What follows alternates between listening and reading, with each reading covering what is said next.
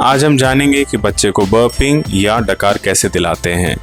बच्चे को अपने कंधे पे लीजिए और ऊपर से नीचे तक थपकी दिलाना शुरू कर सकते हैं, जिसमें आप 1 2 3 1 2 3 ये बोल के बच्चे को ऊपर से नीचे तक थपकी दिला सकते हैं।